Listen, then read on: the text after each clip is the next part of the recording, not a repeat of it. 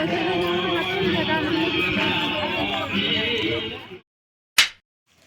Everyone, কি খবৰ আপোনালোকৰ? আশা কৰিছোঁ আপোনালোক ভালে আছে, মই ভালে আছোঁ। নতুন এটা ভিডিঅ'লৈ আপোনালোক সকলোকে স্বাগতম জনাইছোঁ। আৰু আজি গৈ আছোঁ 95 সংখ্যক শংকৰ সংঘৰ অধিৱেশন, যিহেতু আমাৰ নিচেই কাষতেই হৈছে ঢলাইবিল নাহবাৰীৰ পথাৰত যিটো জ্যোতি বিষ্ণু সমন্বয় ক্ষেত্ৰত অনুষ্ঠিত হৈছে, তাৰে প্ৰস্তুতিখিনি চাবলৈ গৈ আছোঁ। আৰু শংকৰ সংঘৰ অধিৱেশনলৈ যিহেতু মাজত মাত্ৰ কেইটিমান দিন বাকী আছে, সেয়ে কেনেদৰে কি প্ৰস্তুতি হৈ আছে সকলোখিনি দেখুৱাই থাকিম আৰু নিজেও চাম। আৰু ভিডিঅ'টো শেষলৈকে চাই থাকিব আপোনালোকে। এয়া আমি অধিৱেশনস্থলী গৈ পালোঁগৈ আৰু গৈ পাই দেখিছোঁ যে যিখিনি কাম কৰিবলগীয়া এতিয়াও বাকী আছে, সেইখিনি কাম সকলোৱে মিলি পেলাই ধুনীয়াকৈ সুচাৰুৰূপে সমাপন কৰিবৰ কাৰণে চেষ্টা কৰি আছে। কিয়নো অধিৱেশনলৈ মাজত মাত্ৰ কেইদিনমান আছে, সেয়ে সকলোৱে ধুমধামেৰে নিজৰ নিজৰ কামত ব্যস্ত হৈ আছে। আৰু আমিও ধুনীয়াকৈ সকলোখিনি চাই আছোঁ আৰু আপোনালোককো দেখুৱাইছোঁ। এইখন যে গেট আপোনালোকে দেখিছে, তাৰ পিছফালে থকা পেণ্ডেলটো হৈছে কেন্দ্ৰীয় সেৱা বাহিনীৰ শিবিৰ নিৰ্মাণ কৰা হৈছে।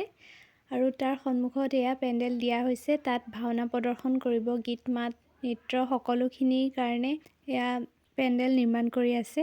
তাৰ লগতে 10,000 ভকতে একেলগে খাদ্য গ্ৰহণ কৰিবৰ কাৰণে ভোজনালয় নিৰ্মাণ কৰা হৈছে। এইটোৱেই হৈছে ভোজনালয়টো, য'ত 10,000 ভকতে একেলগে খাদ্য গ্ৰহণ কৰিব পাৰিব। অধিৱেশনলৈ যিহেতু বেছি দিন নাই, সেইকাৰণে সকলোৱে ধুমধামেৰে কামবোৰ কৰি আছে, যাতে অতি সোনকালেই সকলোখিনি নিৰ্মাণ কাৰ্য সম্পূৰ্ণ হয়। আৰু এয়া যে ঘৰখিনি দেখিছে, এইখিনি হৈছে বিভিন্ন প্ৰাথমিকসমূহৰ শিবিৰসমূহ। খুব সুন্দৰকৈ নিৰ্মাণ কৰা হৈছে।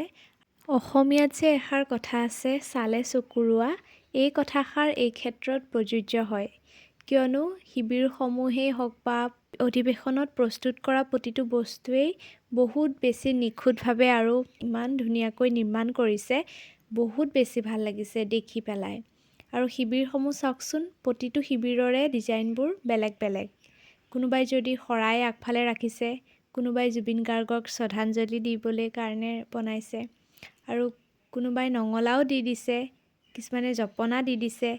মানে প্ৰতিটো শিবিৰেই নতুন নতুন আকৃতিৰে নিৰ্মাণ কৰিছে। এয়া সকলো শিবিৰখিনি অকণ অকণ ভিডিঅ' ক্লিপৰ জৰিয়তে আপোনালোকক দেখাবলৈ চেষ্টা কৰিছোঁ।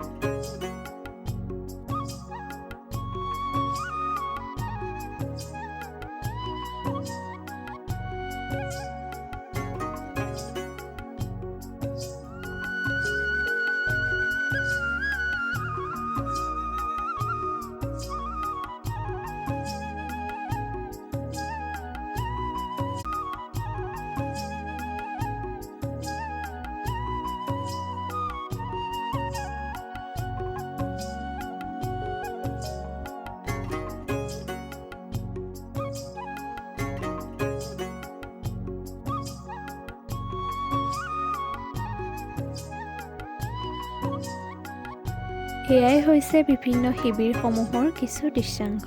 বলক এতিয়া এখন নাও দেখুৱাওঁ, যিখন নাও এক বৃহৎ আকাৰত নিৰ্মাণ কৰা হৈছে।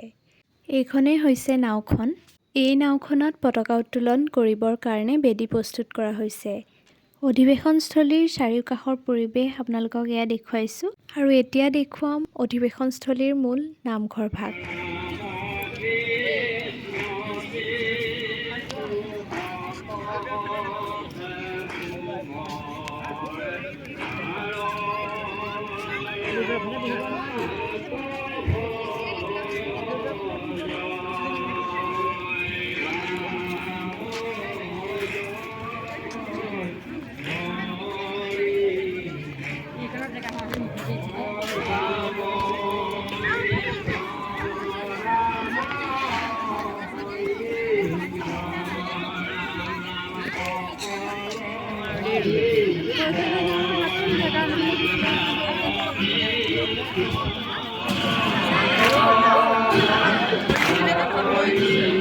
প্ৰথমৰখিনি কথা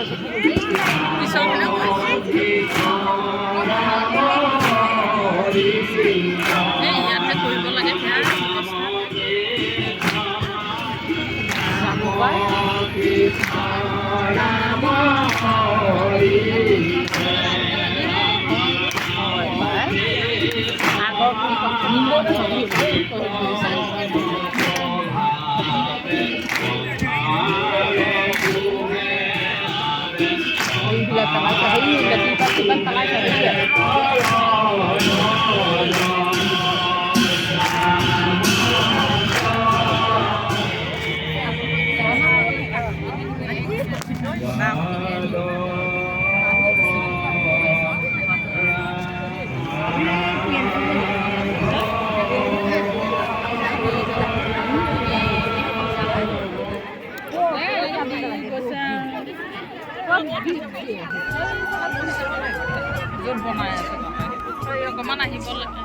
এইভাগেই হৈছে শ্ৰীমন্ত শংকৰদেৱ সংঘৰ ৯৫ সংখ্যক বাৰ্ষিক অধিৱেশনৰ মূল নামঘৰ ভাগ। আৰু এই নামঘৰ ভাগতেই ভকতসকলে ৰাতিপুৱা, দুপৰীয়া, গধূলা এই তিনিটা সময়ত নাম প্ৰসংগ কৰে আৰু গোটেই অঞ্চলটোৰ পৰিৱেশ এক সুন্দৰ কৰি তোলে। অধিৱেশনস্থলীৰ প্ৰস্তুতি চাবলৈ গৈ বহুত বেছি ভাল লাগিলে আৰু আপোনালোককো ভিডিঅ'ৰ যোগেদি দেখুৱালোঁ। শ্ৰীমন্ত শংকৰদেৱ সংঘৰ ৯৫ সংখ্যক বাৰ্ষিক অধিৱেশনৰ অনুষ্ঠান ভাগ অনুষ্ঠিত হ'ব ফেব্ৰুৱাৰী মাহৰ ৬, ৭, ৮ তাৰিখে। আৰু আপোনালোক যদি আহিব বিচাৰিছে তেতিয়াহ'লে আহিব পাৰিব।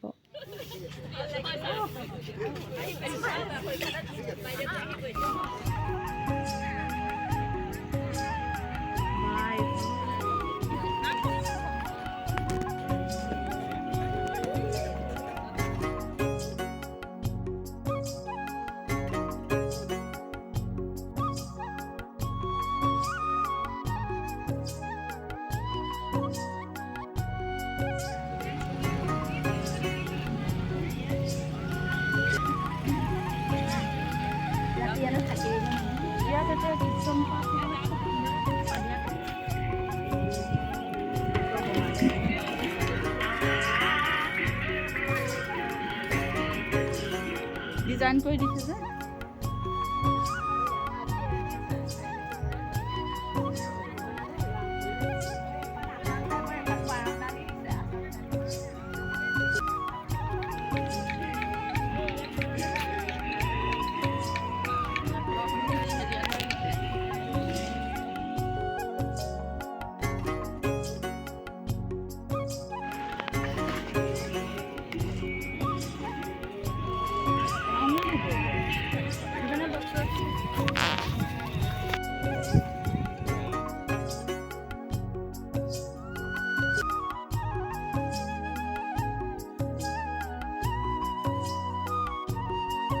এইখিনিয়ে আছিল শ্ৰীমন্ত শংকৰদেৱ সংঘৰ ৯৫ সংখ্যক বাৰ্ষিক অধিৱেশনৰ প্ৰস্তুতিৰ কিছু দৃশ্যাংশ।